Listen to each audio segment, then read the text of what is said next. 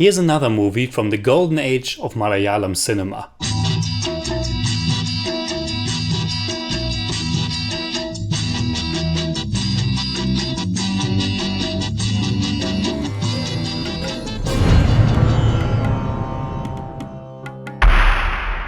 Servus Freunde, my name is Jimmy Cage and Panchagni is a 1986 Malayalam language drama that was directed by Hariharan and written by M.T. Vasudevan. It was a commercial and critical success and is now regarded as a classic in Malayalam cinema. It won 2 Kerala State Film Awards, Best Screenplay and Second Best Actor for Thilakan.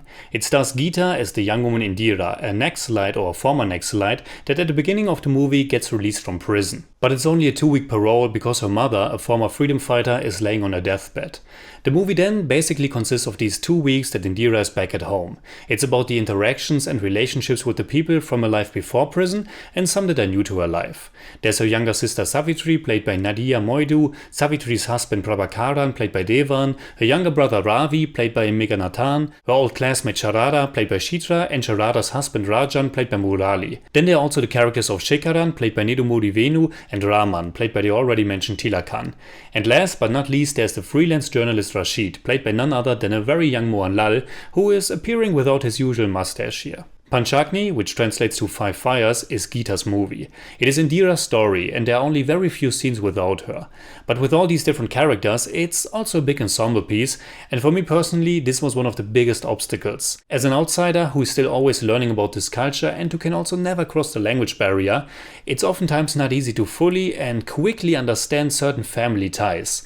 It's not easy to grasp how everyone is related to one another and what kind of customs are coming with that. So I had a rather hard time with this one, and it took me a while to distinguish between all the characters. But what I can also say is that the performances are all pretty fantastic. For the most part, the acting is really naturalistic and nuanced. At this point, I have seen quite a few films with Mohanlal, but this is definitely one of my favorite performances of his. And maybe it's also because it's so great to see him this young in such a meaningful and deeply human role. His Rashid is a wonderful character, and the relationship between him and Indira goes through such a nice journey.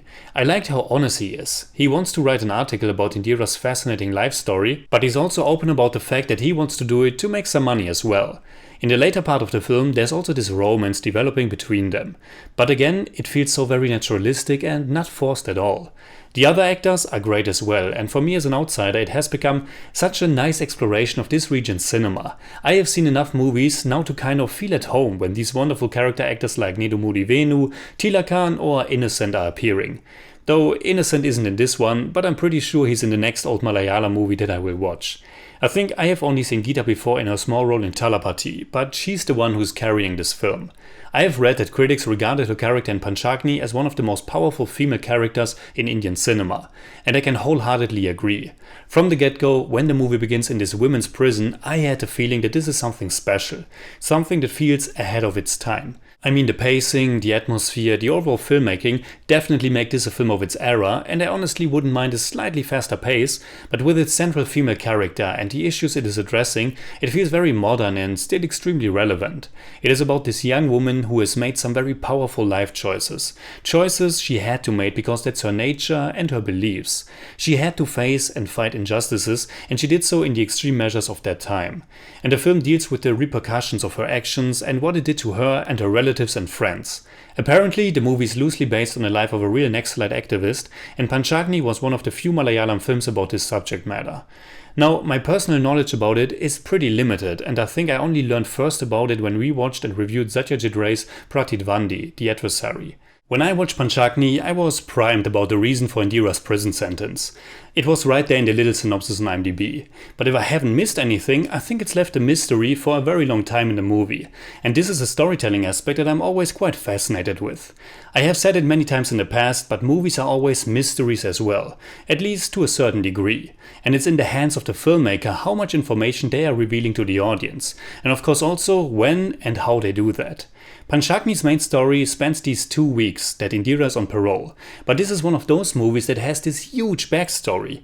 We as the audience are entering this world at a time when extremely dramatic events have already happened, events that already shape the characters. And it's not just the things that Indira has done, but it's also the relationships that she has formed and led with the other characters. The interactions that we are seeing in these 2 weeks are influenced and in relation and tension to the stuff that happened in the past.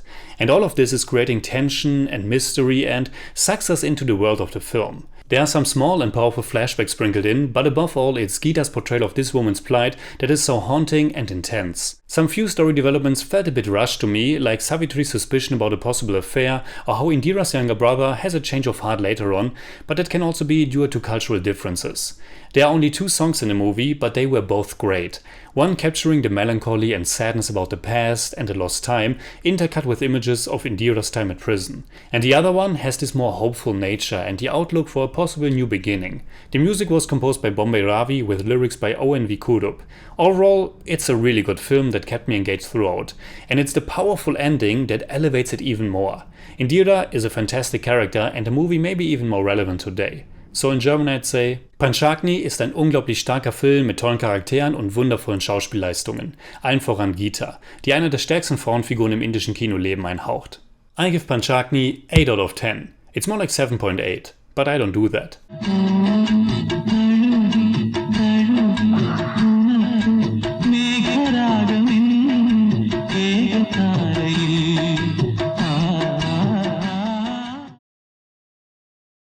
Alright, that's it like always. Comment below and let me know what you think about Panchagni. You can hit me up on Twitter, Instagram, Letterboxd and also on Patreon, simply at the Jimmy Cage. And if you enjoyed this episode, please give me a thumbs up, share, subscribe, whatever you like. And make sure you hit that bell for all I have to tell.